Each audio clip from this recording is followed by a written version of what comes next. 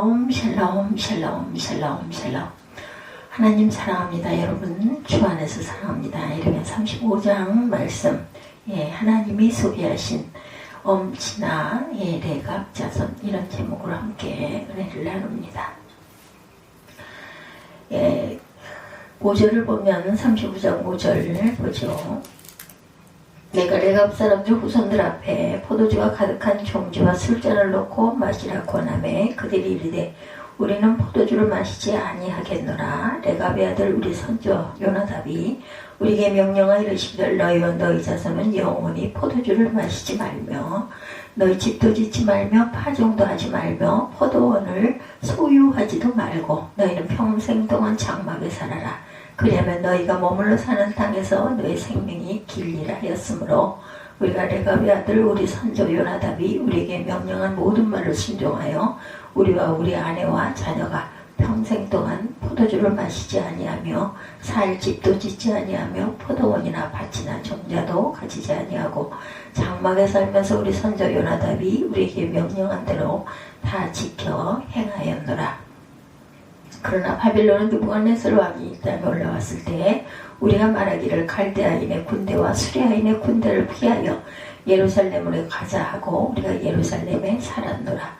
그때 야훼 말씀이 예레미야에게 임하여 이르시되 만군의 야훼 이스라엘 하나님께서 이와 같이 말씀하시니라. 너는 가서 유다 사람들과 예루살렘 주민에게 이르기를 너희가 내 말을 들으며 교훈을 받지 아니하겠느냐. 야훼 말씀이니라. 레갑의 아들 요나답이 그의 자손에게 포도주를 마시지 말라 한 그 명령은 실행되도다. 그들은 그 선조의 명령을 순종하여 오늘까지 마시지 아니하거늘 내가 너희에게 말하고 끊임없이 말하여도 너희는 내게 순종하지 아니하도다. 내가 내 종 모든 선지자들을 너희에게 보내고 끊임없이 보내며 이르기를 너희는 이제 각기 악한 길에서 돌이켜 행위를 고치고 다른 신을 따라 그를 섬기지 말라. 그리하면 너희는 내가 너희와 너희 선조에게 준 이 땅에 살리라 하여도 너희가 귀를 기울이지 아니하며 내게 순종하지 아니하였느니라. 레갑의 자손들을 보라 이렇게 말씀하죠. 본문에 하나님이 그 자녀들에게 소개하시는 엄친아, 엄마 친구의 아들이라는 뜻이에요. 엄친아라는 것은 레갑 자손, 요나답의 후손과 같은 말이죠. 레갑의 아들이 요나답이다. 보통 엄친아는 나와 비교되는 부러운 사람입니다. 공부도 잘하고 돈도 잘 버는. 그런데 본문에 하늘아버지가 소개해주는 엄친아, 엄마 친구 레갑의 자손은 전혀 부럽지가 않은데, 하나님은 예레미야에게 성전의 한 방에 레갑 족속을 초청해 포도주를 마시게 하라고 명령을 하죠. 예레미야는 레갑 족속을 그 방에 불러다 포도주가 가득 든 잔을 마시라고 원합니다. 이것이 선임을 대접하는 이스라엘 풍습이었다고 그러죠. 그랬더니 이 레갑 자손들은 포도주 마시기를 거부합니다. 우리 레갑 족속의 조상 요나답이 250년 전에 포도주를 마시지 말라고 했으므로 우리 후손들은 지난 250년 동안 그 누구도 포도주를 마시지 않았다. 또한 조상 요나답이 명한 대로 우리는 집도 짓지 않고 농사도 짓지 않고 있다. 그리고 언제나 장막에서 생활하라 해서 지금까지 그렇게 하고 있다. 그래서 우리 후손들은 지난 250년 동안 그 요나답의 명령에 충실하게 생활하고 있고, 하나님의 말씀이 이 말을 하고 있는데 예레미야에게 임하죠. 너는 예루살렘 그 유다 백성에게 가서 이렇게 말하라. 저 레갑 족속 요나단의 자손들은 조상 요나답이 말한 명령을 250년 동안 저렇게 충실히 지키고 있다. 근데 도대체 너 이스라엘 자손들은 어찌하여 내 말을 지키지 않느냐는 거죠. 여호와 하나님이 너희를 출애굽시킨 너희의 여호와로서 너희에게 명령한 것들인데 어떻게 나를 그렇게 불순종하느냐, 이런 내용이 12절에서 16절까지 증거되어 있어요.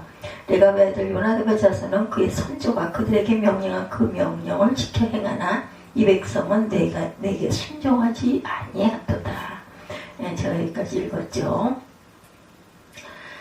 이방인 출신으로 이스라엘에 연입된 레갑 족속들과 너희는 너무나 이렇게 비교가 된다라는 거죠. 예, 그래서 레갑 족속은 모험생이라는 거예요. 엄친아. 예, 엄친아의 레갑 족속이 우리에게 전혀 부럽지 않은 이유. 원래 엄친아는 부러워야 정상인데 부럽지 않은 그 이유가 있다. 레갑 족속의 족장 요나단이 그 후손들에게 명령한 것들은 집을 짓지 말아라. 대신 장막 생활을 해라. 농사도 짓지 마라. 밭을 가지지 말아라. 포도주를 마시지 말고 아예 포도 농사를 짓지도 말아라. 이것은 그냥 가와만사성 같은 가온이 아니었어요. 이런 정도의 덕담이 아니고 집도 짓지 말고 농사도 짓지 말고 또한 장막에서 생활하고 포도 농사를 짓지 말라는 이야기는 한마디로 말하면 절대로 잘 살기를 생각하지 말라는 뜻도 됩니다. 잘 사는 곳과는 반대편으로 가라는 이야기예요. 마치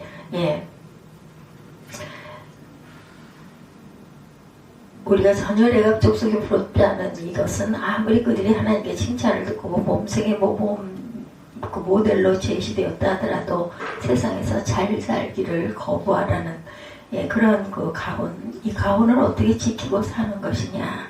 그런데도 지킨다. 부러워서 본받고 싶은 사람이 아니라 극단적으로 좀 이상하게 보이는 사람들, 어떻게 집을 안 짓고 살고 어떻게 포도 농사가 없이 어떻게 사느냐. 포도주를 마시지 않고. 그러나 요나답은 본문보다 250년 전 레갑 족속의 족장이었고 어느 조상이 자기 후손에게 절대 잘 사는 것을 포기하라고 말을 하겠는가.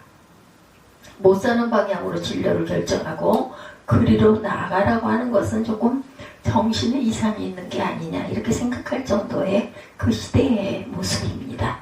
그러나 요나답이 그들에게 유언했던 이유는 그에게 대단한 신학이 있었기 때문인데 예호왕 시절의 사람이에요. 요나답은 하나님은 북왕국에서 아합의 집안 그 오므리 왕조를 진멸하기로 작정하고 그 일을 예후 장군에게 맡깁니다. 그러니까 아합 왕 때 왕비 이세벨에 의해서 부이스라엘 그 전역의 바알과 아사라 숭배가 아주 만연했던 그 시절에 온 나라가 그 종교적인 바알 숭배 예식에서 행해지는 그러한 때 정적인 혼잡스러움이 범람하고 야훼 신앙에 대한 타락이 크게 달았을 때입니다.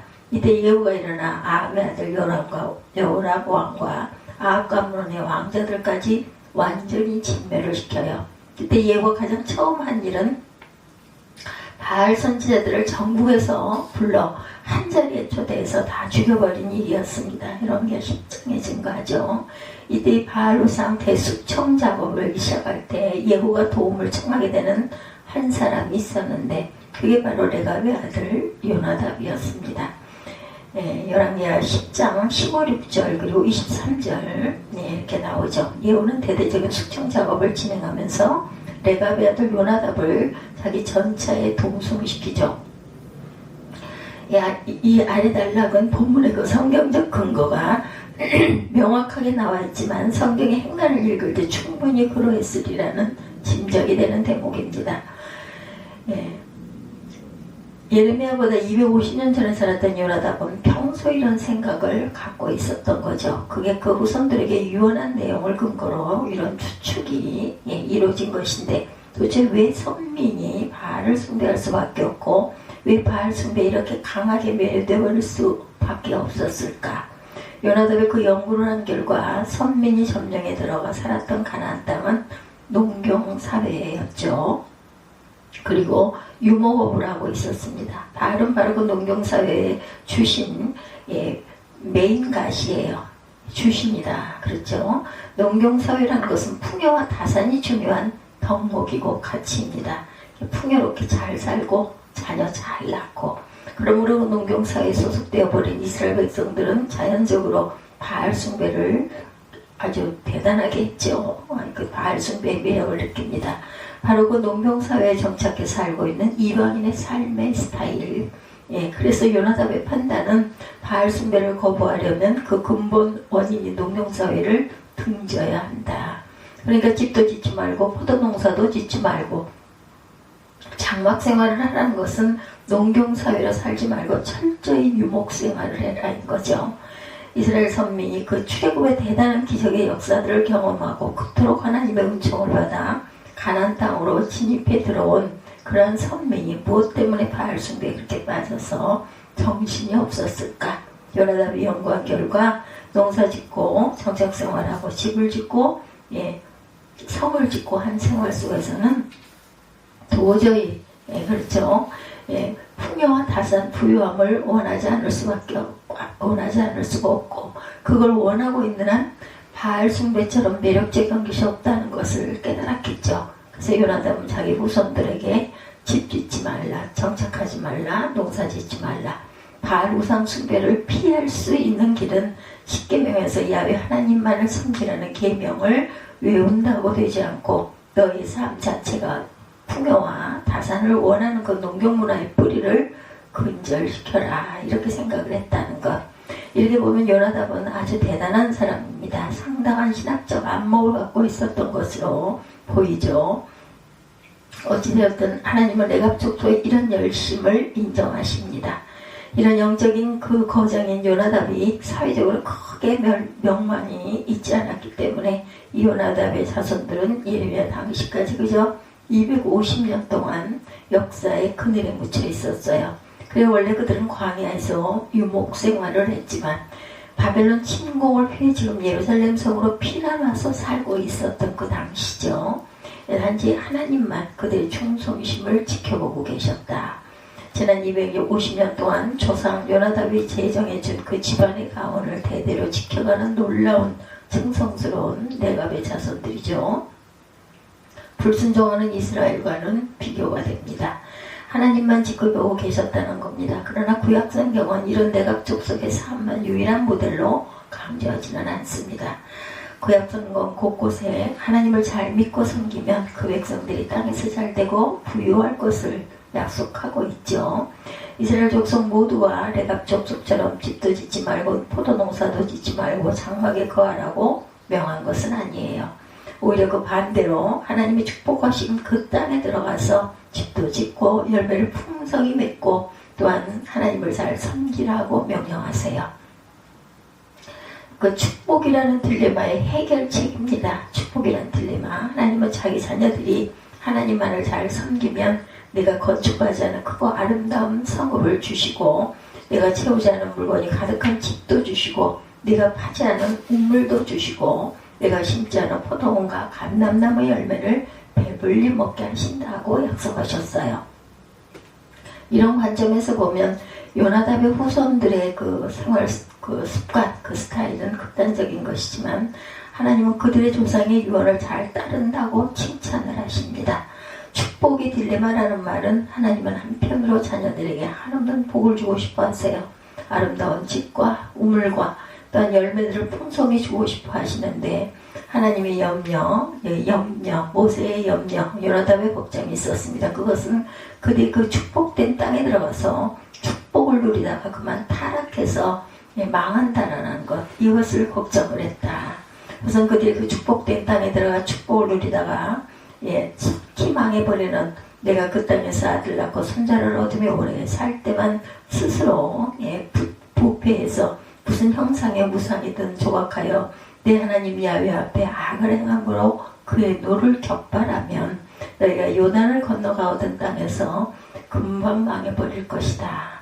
너희가 거기서 너희 날이 길지 못하고 전멸할 것이니라. 신명기 4장 25, 6절에 증거합니다. 그래서 축복의 양면성, 그 딜레마를 조심했던 요나답이다. 그래서 요나답은 자기 후손들에게 아예 축복을 거부하라고 유언을 했는데 그 폭발할 위험성 때문 그것을 염려했던 것이라는 거죠. 자기가 예후의 바알 숙청 작업을 할 때 바알 우상 숭배자들이 하나님의 진노로 완전히 망하는 것을 요나답은 똑똑히 보았기 때문이다. 그리고 얼마나 사람들이 하나님을 떠나 바알로 가기 쉬운지를 알았기 때문이다. 너희가 배가 부르게 되면 반드시 야훼를 배반하고 풍요와 부요와 쾌락의 무상을 쫓아가게 될 것인데 이런 인간의 본성을 알았기에 모세는 신명기에서 거듭거듭 주의를 주었고 요나답은 그 후손의 풍요와 쾌락을 쫓아가는 한 바알 우상 숭배를 피할 길이 없다면 차라리 풍요와 쾌락을 버리고 농경사회에서 빠져나와라 라는 것을 명했다. 그래서 후손들은 비록 삶이 답답했지만 집도 없고 광야의 장막에 거하며 포도주도 안 마시고 농사도 짓지 않고 살았던 거죠. 그래서 유목 생활을 할 수밖에 없었다. 그렇게 해서라도 바알 우상을 피하고 싶었던 것이죠. 오늘 우리도 마찬가지입니다. 축복은 좋은데 동시에 폭탄이 될 수도 있다. 그렇게 해서라도 이것이 축복의 양면성이고 딜레마이기도 하다. 우리는 과연 어떻게 해야 될 것인가 입니다. 어떻게 이 딜레마를 해결할 것인가? 우리는 주님의 십자가를 붙들고 끊임없이 이 세상을 버려야 한다. 하나님은 축복과 물질과 기업을 주세요. 그러면 그것들에 빠져서 하나님이 준 축복과 기업에 대해 도리어 내가 죽는 것이다. 하나님은 주시고 나는 거부하고 이런 시스템이 일어나야 된다는 것. 하나님은 주시고 너는 넙죽넙죽 다 취하고 받아 누리고 하다가는 결국은 폭탄이 터진다. 가나안 땅에서의 문제는 하나님이 주신 가나안 땅에 마음을 붙였기 때문에 임한 것이다. 어떻게 보면 굉장히 역설적인 말입니다. 그런 축복과 기업으로 주시더라도 이스라엘 백성들은 거기서 눈을 떼고 하나님께 눈을 고정해야 한다. 예를 들면 하나님이 아브라함에게 이삭을 주셨어요. 그럼 이삭의 마음을 붙였기 때문에 아브라함이 망할 뻔합니다. 그러다가 모리아산에서 이삭을 바치면서 자기 마음에서 이삭을 떼어내죠. 그러면서 그는 믿음의 족장으로 승리합니다. 오늘 우리도 마찬가지겠죠. 하나님이 축복을 주시면 그 주시는 모든 것들 앞에서 나는 주님의 십자가를 붙들고 죽는다라는 생각을 가져야 된다. 하나님은 주시고 나는 거부하고 이런 시스템이 일어나야 한다. 하나님은 이삭을 주시고 아브라함은 이삭을 도리어 바치는 그런 마음밭. 하나님이 아브라함에게 가나안 땅을 기업으로 주셨지만 히브리서 11장 10절에 아브라함은 영원한 도성 그리고 본향을 사모합니다. 하나님께 그 땅을 기업으로 받았지만 거기에 마음을 붙이지 않고 한마디로 십자가 신앙을 강조합니다. 내가 세상에 대해 십자가에 못 박히고 죽은 것이다. 그러나 주님은 그 기업으로 주신 그 축복 하나님은 주시고 나는 거부하는 이런 시스템이 일어날 줄 알아야 되겠다. 그래야만 축복의 딜레마를 극복하고 하나님의 축복이 진짜 축복이 될 수 있다라는 것. 아니면 아예 레갑 족속처럼 그렇게 살든지 이렇게 말씀하시는 것. 요나답은 야곱의 12지파 출신이 아니죠. 그러니 인맥이나 그 지연이 없으니까 예후의 초청은 자기의 절호의 기회가 될 수도 있었던 것인데 그의 유언으로 보나 그 후손들의 유언은 철저히 지킨 것으로 보나 레갑은 오직 순수한 신앙심으로 바알 숙청 사업에 동참하였다라는 것을 우리가 깨달아 알 수가 있다는 것. 우리도 이런 마음으로 살아가야 할 줄로 믿습니다. 그 레갑의 후손들이 계속해서 250년 동안 요나답의 그 유언을 그대로 실천하고 유목생활을 하며 살았던 것처럼 우리에게도 항상 하나님께서 주신 그 축복과 그 사랑을 감사하면서 하나님만을 바라보고 권력과 야망과 부여에 너무 빠지지 않는 그런 믿음들이 되시기를 주님의 이름으로 축복합니다. 기도하시겠습니다.